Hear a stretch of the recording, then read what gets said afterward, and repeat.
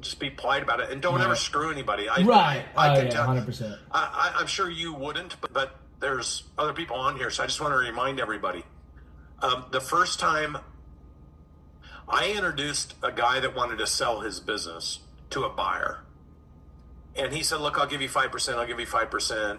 I didn't send him a broker's agreement. I didn't do any of that. I just said, look, man, I know. We've been working together for 2 years. I trust you. We don't even know how much the deal is going to be. I don't know how involved I'm going to be. Let me find you a buyer. You've been looking. You couldn't do it. I found him a buyer. I helped him negotiate the deal. I was actually intricately involved in it. And we closed the deal, and he was wired $62 million. And now I wasn't even expecting like $3 million, which was 5%. Right.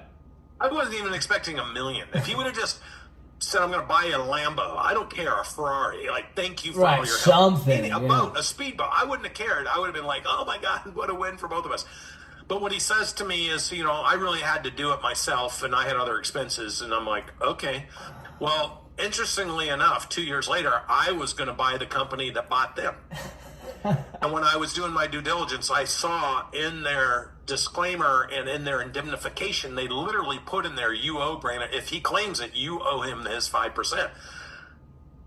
So he knew he owed it to me, and it came out in their due diligence. So the thing is not, I've never talked to him since.